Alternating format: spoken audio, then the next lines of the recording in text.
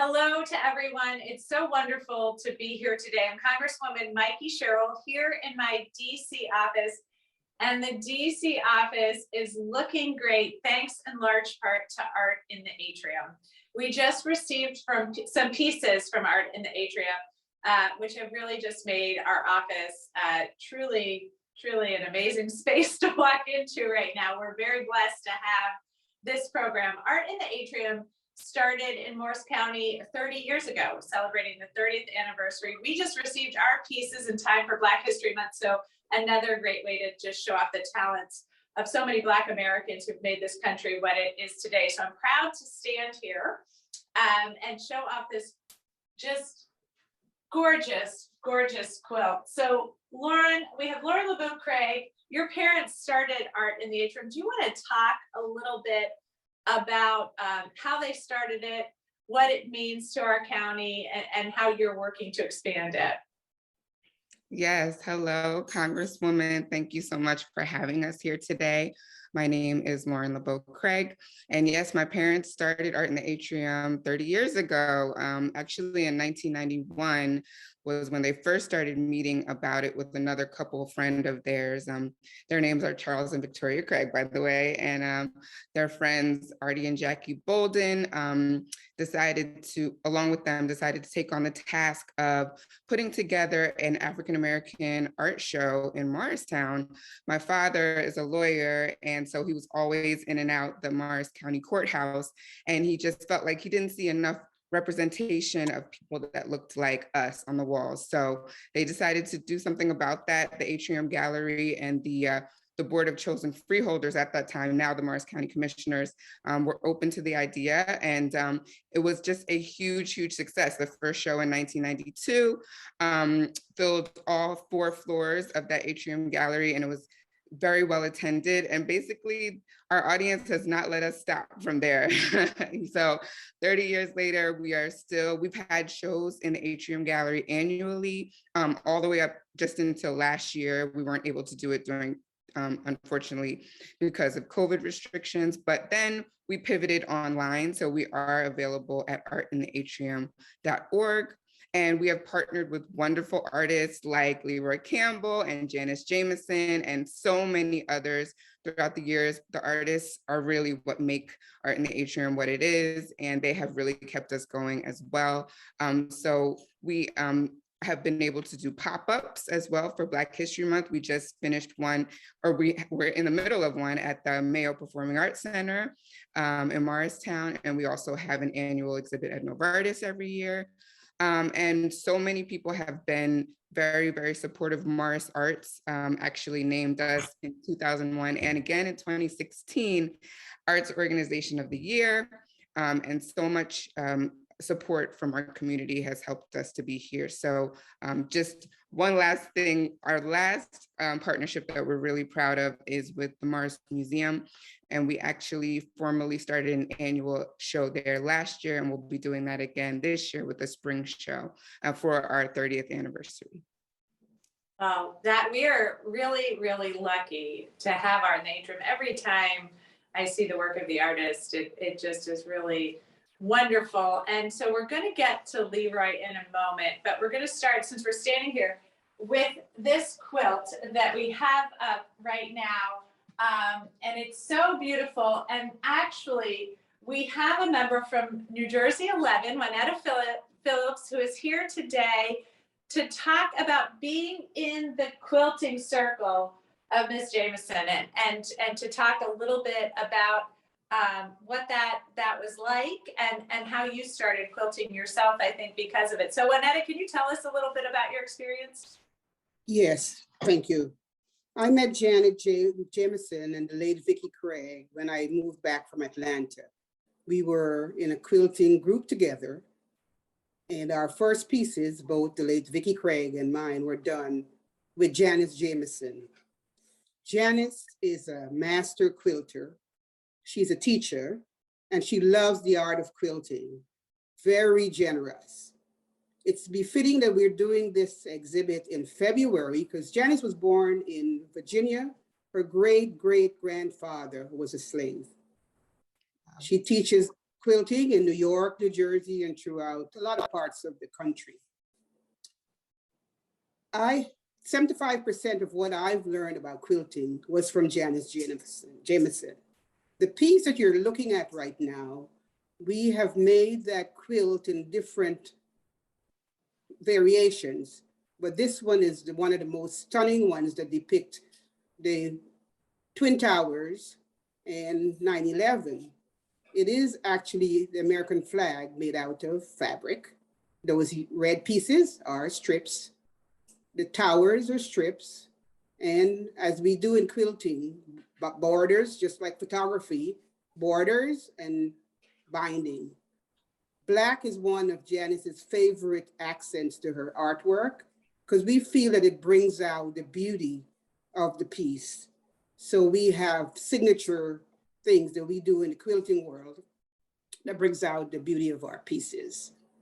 As you said, I've been quilting as well, member of Art in the Atrium, on the board of Art in Atrium. And we just love, quilting is a passion like any other art. It is a good addiction, a very good addiction.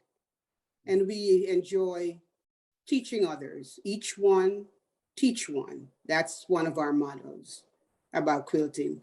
So I'm happy to talk about Janice's work. Unfortunately, she could not be here today. And I want to say that one of my favorite quotes is, quilts, our lives are like quilts, bits and pieces made with love. And that's what we envision when we take out the first piece of fabric in our stash. Thank you.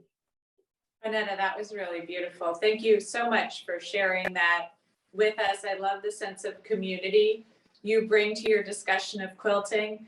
And I have to tell you, this quilt really spoke to me. It was hard. There were some really beautiful quilts, but it was not too long after I had been to a lot of 20th anniversary meetings on the 20th anniversary of the fall of the Twin Towers this September 11th. And as you know, Wanetta, throughout the 11th district, a lot of people lost loved ones on that horrible day. And this quilt just really spoke to me. And I've always loved quilts. I always have dreams of one day becoming a quilter. We will see. My husband has his doubts. I tried to become a knitter one time. That did not work for me either, but one day. So I really envy you, Wanetta, and your skills and the quilting group that you had. And this work is incredibly, incredibly beautiful. And I just feel really lucky that this is what I walk into every time I walk into my office. And this is not where it ends. Thanks to Leroy Campbell, we also have another wonderful piece of art here in the office. And it is also right at the entranceway. So I'm just going to walk over here a little bit to show you guys that as we walk through here, as all of our visitors come into, this is my office right here. So as all of our visitors come in, they are really have the wonderful experience of seeing this piece of art, which we love the colors. We love the title. It's called Making My Way. I think a lot of us feel like that's what we're trying to do right now. And it just really is a beautiful, beautiful piece. Can you tell us a little bit about this particular piece, Leroy, in your work?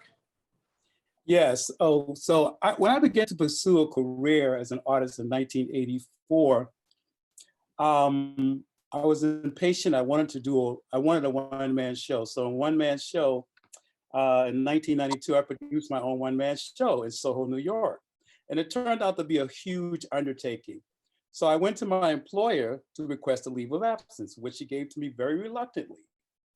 On the opening day of the show, I got a letter from my employer saying, if you don't come to work today, you're fired. So, so I thought about myself being a single parent with 2 boys. And I thought about all those people who wanted to see me in that light. And then I just thought about all the work that I saw. And I turned to the Spirit, I turned to the Most High and said, what should I do? And the Most High said, keep going. By the middle of the night, over 200 people showed up. By the end of the night, I had made $50,000. So to this day, I don't know if I quit or if they fired me. So like Art in the Atrium, this day actually marks 30 years that I've been a self-employed, God-led artist. This moment is a 30-year mark for me. So, so this piece, Making My Way, is one of the pieces from that show. And I have the original that I kept from that time.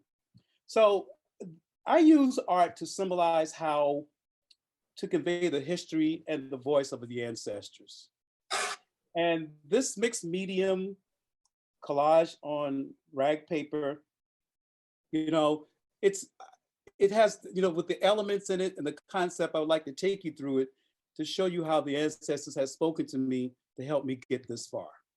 So yeah, you see the woman with her back, you know, facing you.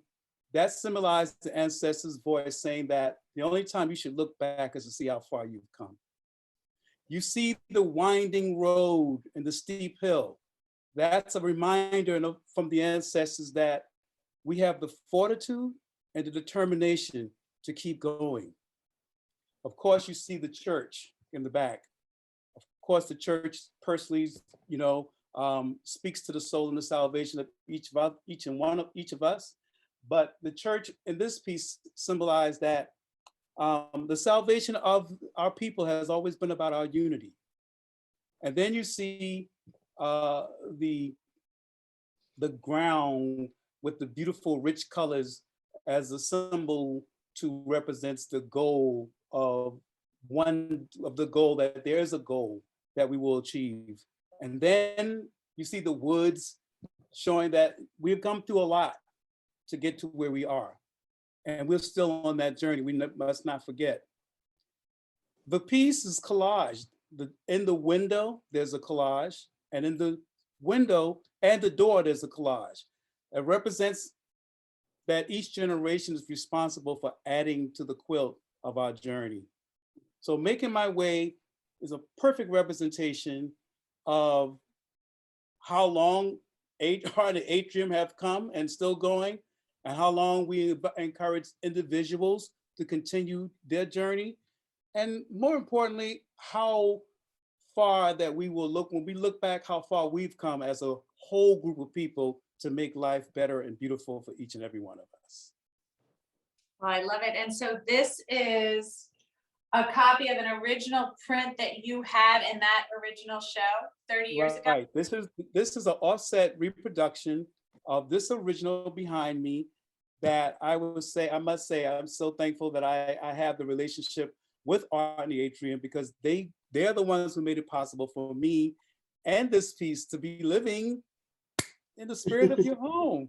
So thank you. Well, Leroy, I'm so happy I have a relationship with Art in the Atrium, because it has allowed me and everyone who comes through this office to really enjoy this piece every time they do. And I just hope viewers can see how beautiful it is through this Zoom, because I can tell you in person the vibrant colors. I love this tree here and how it comes off the page. It's really gorgeous. So yeah, because that piece is embellished. That's why the trees have the intensity. And I appreciate you strategically putting it by the water cooler, because it allows people to kind of linger a little bit. So good spot. Thank you. Exactly. It just, I think what we realize, and I'm sure what so many people have realized is just how uplifting art can be, even in tough times. Right now, our office, you can probably tell, it's kind of quiet. We don't have the normal traffic in and out, which we'll be getting back to. It's just nice that we actually have some people in the office, because for a while I was the only one on some days. It's nice though that art really can lift us up even in these tough times. And so Lauren, I just want to thank you. Thanks to your parents. I've met your father. Really just a wonderful, wonderful group that you formed. So inspirational to all of us. And I'm sure as you put it out, hopefully we'll be in a place so people can meet in person at your unveil, your yearly unveiling of Art in the Atrium next year, so people can come look at it for your next exhibit. But thank you so much. Thank you, everyone. Wanetta, always great to see you. I'm sure I'll see you in person soon as we go through the district. But thank you guys so much. I really do sincerely appreciate it. Thank you.